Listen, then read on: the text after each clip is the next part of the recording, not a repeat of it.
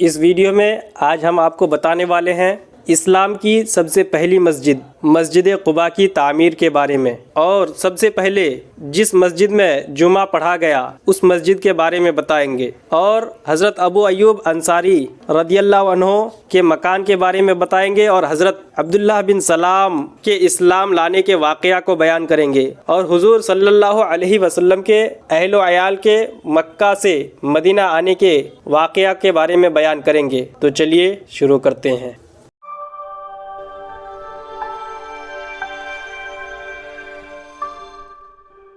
ہجرت کا پہلا سال، مسجد قباء۔ مدینہ میں سب سے پہلا کام ایک مسجد کی تعمیر تھی۔ اس مقصد کے لیے حضور صلی اللہ علیہ وسلم نے حضرت کلثوم بن ہدم رضی اللہ عنہ کی ایک زمین کو پسند فرمایا جہاں خاندان عمرو بن عوف کی کھجوریں سکھائی جاتی تھی۔ اسی جگہ آپ نے اپنے مقدس ہاتھوں سے ایک مسجد کی بنیاد ڈالی۔ یہی وہ مسجد ہے جو آج بھی مسجد قباء کے نام سے مشہور ہے، اور جس کی شان میں قرآن کی یہ آیت نازل ہوئی: لَمَسْجِدٌ أُسِّسَ عَلَى التَّقْوَى مِنْ أَوَّلِ يَوْمٍ أَحَقُّ أَن تَقُومَ فِيهِ رِجَالٌ يُحِبُّونَ أَن يَتَطَهَّرُوا وَاللَّهُ يُحِبُّ الْمُطَهِّرِينَ، یعنی بے شک وہ مسجد کے پہلے ہی دن سے جس کی بنیاد پرہیزگاری پر رکھی گئی وہ اس قابل ہے کہ تم اس میں کھڑے ہو۔ اس میں وہ لوگ ہیں خوب ستھرا ہونا چاہتے ہیں اور ستھرے اللہ کو پیارے ہیں۔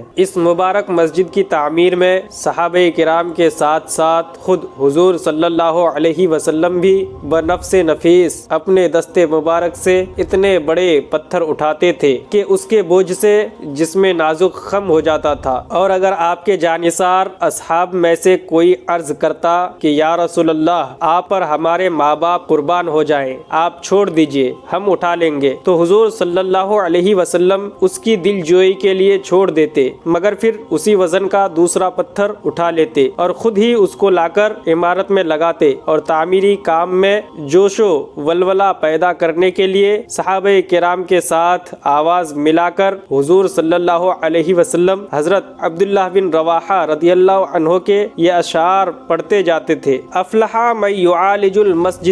ویقرأ القرآن قائما وقاعدا ولا یبیت اللیل عنہ راقدا، یعنی وہ کامیاب ہے جو مسجد تعمیر کرتا ہے اور اٹھتے بیٹھتے قرآن پڑھتا ہے اور سوتے ہوئے رات نہیں گزارتا۔ مسجد الجمعہ 14 یا 24 دن کے قیام میں مسجد قباء کی تعمیر فرما کر جمعہ کے دن آپ قباء سے شہر مدینہ کی طرف روانہ ہوئے۔ راستے میں قبیلہ بنی سالم کی مسجد میں پہلا جمعہ آپ نے پڑھا۔ یہی وہ مسجد ہے جو آج تک مسجد الجمعہ کے نام سے مشہور ہے۔ اہل شہر کو خبر ہوئی تو ہر طرف سے لوگ جذبات شوق میں مشتاقانہ استقبال کے لیے دوڑ پڑے۔ آپ کے دادا عبد المطلب کے ننہالی رشتہ دار بنو النجار ہتھیار لگائے قباء سے شہر تک دو رویہ صفے باندھے مستانہ وار چل رہے تھے۔ آپ راستے میں تمام قبائل کی محبت کا شکریہ ادا کرتے اور سب کو خیر و برکت کی دعائیں دیتے ہوئے چلے جا رہے تھے۔ شہر قریب آ گیا تو اہل مدینہ کے جوش و خروش کا یہ عالم تھا کہ پردہ نشی خواتین مکانوں کی چھتوں پر چڑھ گئی اور یہ استقبالیہ اشعار پڑھنے لگی: طلع البدر علینا من ثنیات الوداع وجب الشکر علینا ما دعا للہ داعی، یعنی ہم پر چاند طلوع ہو گیا ودا کی گھاٹیوں سے، ہم پر خدا کا شکر واجب ہے جب تک اللہ سے دعا مانگنے والے دعا مانگتے رہے۔ ایھا المبعوث فینا جئت بالامر المطاع انت شرفت المدینہ مرحبا یا خیر داعی، یعنی اے وہ ذات گرامی جو ہمارے اندر مبعوث کیے گئے، آپ وہ دین لائے ہیں جو اطاعت کے قابل ہے، آپ نے مدینہ کو مشرف فرما دیا تو آپ کے لیے خوش آمدید ہے، اے بہترین دعوت دینے والے۔ فلبسنا صوم یمن بعد تلفیق الرقائی فعلیک اللہ صلی ما سعی للہ ساعی، یعنی تو ہم لوگوں نے یمنی کپڑے پہنے، حالانکہ اس سے پہلے پیوند جوڑ جوڑ کر کپڑے پہنا کرتے تھے، تو آپ پر اللہ تعالیٰ اس وقت تک رحمتیں نازل فرمائے جب تک اللہ کے لیے کوشش کرنے والے کوشش کرتے رہیں۔ مدینہ کی ننھی ننھی بچیاں جوش مسرت میں جھوم جھوم کر اور دف بجا کر یہ نظم پڑھتی تھی، نحنو جوارم من بنی نجاری یا حبذا محمدم من جاری، یعنی ہم خاندان بنو نجار کی بچیاں ہیں، واہ کیا ہی خوب ہوا کہ حضرت محمد صلی اللہ علیہ وسلم ہمارے پڑوسی ہو گئے۔ حضور اقدس صلی اللہ علیہ وسلم نے ان بچیوں کے جوش مسرت اور ان کی والہانہ محبت سے متاثر ہو کر پوچھا کہ اے بچیوں، کیا تم مجھ سے محبت کرتی ہو؟ تو بچیوں نے یک زبان ہو کر کہا کہ جی ہاں۔ یہ سن کر حضور صلی اللہ علیہ وسلم نے خوش ہو کر مسکراتے ہوئے فرمایا کہ میں بھی تم سے محبت کرتا ہوں۔ چھوٹے چھوٹے لڑکے اور غلام جھنڈ کے جھنڈ مارے خوشی کے مدینہ کی گلیوں میں حضور صلی اللہ علیہ وسلم کی آمد کا نعرہ لگاتے ہوئے دوڑتے پھرتے تھے۔ صحابی رسول حضرت برا بن عازب رضی اللہ عنہ فرماتے ہیں کہ جو فرحت و سرور اور انوار و تجلیات حضور سرور عالم صلی اللہ علیہ وسلم کے مدینہ میں تشریف لانے کے دن ظاہر ہوئے، نہ اس سے پہلے کبھی ظاہر ہوئے تھے نہ اس کے بعد۔ حضرت ابو ایوب انصاری کا مکان۔ تمام قبائل انصار جو راستے میں تھے انتہائی جوش مسرت کے ساتھ اونٹنی کی مہار تھام کر عرض کرتے کہ یا رسول اللہ، آپ ہمارے گھروں کو شرف نزول بخشیں، مگر آپ ان سب محبین سے یہی فرماتے کہ میری اونٹنی کی مہار چھوڑ دو، جس جگہ خدا کو منظور ہوگا اسی جگہ میری اونٹنی بیٹھ جائے گی۔ چنانچہ جس جگہ آج مسجد نبوی شریف ہے اس کے پاس حضرت ابو ایوب انصاری رضی اللہ عنہ کا مکان تھا، اسی جگہ حضور صلی اللہ علیہ وسلم کی اونٹنی بیٹھ گئی۔ حضرت ابو ایوب انصاری رضی اللہ عنہ آپ کی اجازت سے آپ کا سامان اٹھا کر اپنے گھر میں لے گئے اور حضور صلی اللہ علیہ وسلم نے انہی کے مکان پر قیام فرمایا۔ حضرت ابو ایوب انصاری رضی اللہ عنہ نے اوپر کی منزل پیش کی، مگر آپ نے ملاقاتیوں کی آسانی کا لحاظ فرماتے ہوئے نیچے کی منزل کو پسند فرمایا۔ حضرت ابو ایوب انصاری رضی اللہ عنہ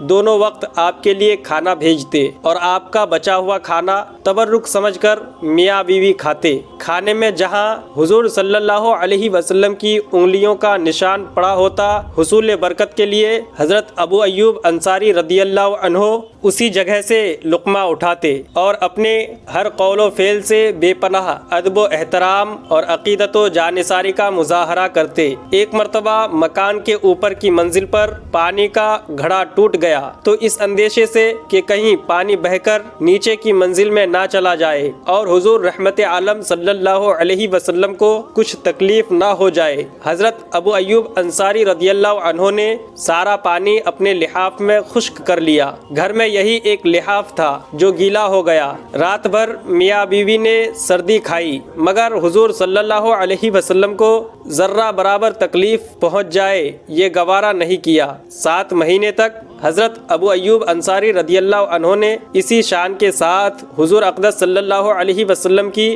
میزبانی کا شرف حاصل کیا۔ جب مسجد نبوی اور اس کے آس پاس کے حجرے تیار ہو گئے تو حضور صلی اللہ علیہ وسلم ان حجروں میں اپنی ازواج مطہرات کے ساتھ قیام پذیر ہو گئے۔ ہجرت کا پہلا سال قسم قسم کے بہت سے واقعات کو اپنے دامن میں لیے ہے، مگر ان میں سے چند بڑے بڑے واقعات کو نہایت اختصار کے ساتھ انشاءاللہ ہم بیان کریں گے۔ حضرت عبداللہ بن سلام کا اسلام۔ حضرت عبداللہ بن سلام رضی اللہ عنہ مدینہ میں یہودیوں کے سب سے بڑے عالم تھے، اور خود ان کا اپنا بیان ہے کہ جب حضور صلی اللہ علیہ وسلم مکہ سے ہجرت فرما کر مدینہ میں تشریف لائے اور لوگ جوق در جوق ان کی زیارت کے لیے ہر طرف سے آنے لگے تو میں بھی اسی وقت خدمت اقدس میں حاضر ہوا، اور جو ہی میری نظر جمال نبوت پر پڑی تو پہلی نظر میں میرے دل نے یہ فیصلہ کر دیا کہ یہ چہرہ کسی جھوٹے آدمی کا چہرہ نہیں ہو سکتا۔ پھر حضور صلی اللہ علیہ وسلم نے اپنے وعظ میں یہ ارشاد فرمایا، ایھا الناس افشوا السلام واطعموا الطعام وصلوا الارحام وصلوا باللیل والناس نیام، یعنی اے لوگو سلام کا چرچا کرو اور کھانا کھلاؤ اور رشتہ داروں کے ساتھ صلح رحمی کرو، اور راتوں کو جب لوگ سو رہے ہو تو تم نماز پڑھو پڑھو۔ حضرت عبداللہ بن سلام رضی اللہ عنہ فرماتے ہیں کہ میں نے حضور صلی اللہ علیہ وسلم کو ایک نظر دیکھا اور آپ کے یہ 4 بول میرے کان میں پڑے تو میں اس قدر متاثر ہو گیا کہ میرے دل کی دنیا ہی بدل گئی اور میں مشرف باسلام ہو گیا۔ حضرت عبداللہ بن سلام رضی اللہ عنہ کا دامن اسلام میں آ جانا یہ اتنا اہم واقعہ تھا کہ مدینہ کے یہودیوں میں کھلبلی مچ گئی۔ حضور صلی اللہ علیہ وسلم کے اہل و عیال مدینہ میں، حضور اقدس صلی اللہ علیہ وسلم جبکہ ابھی حضرت ابو ایوب انصاری رضی اللہ عنہ کے مکان ہی میں تشریف فرما تھے، آپ نے اپنے غلام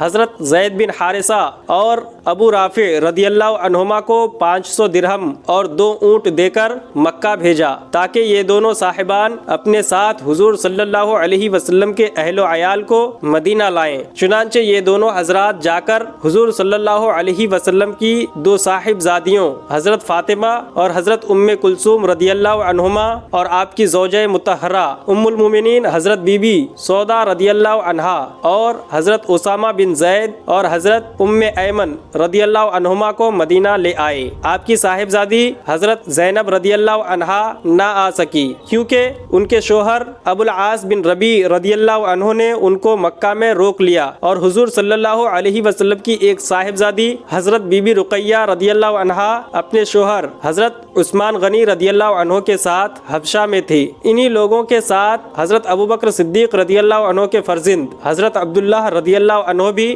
اپنے سب گھر والوں کو ساتھ لے کر مکہ سے مدینہ آ گئے۔ ان میں حضرت بی بی عائشہ رضی اللہ عنہا بھی تھی۔ یہ سب لوگ مدینہ آ کر پہلے حضرت حارثہ بن نعمان رضی اللہ عنہ کے مکان پر ٹھہرے۔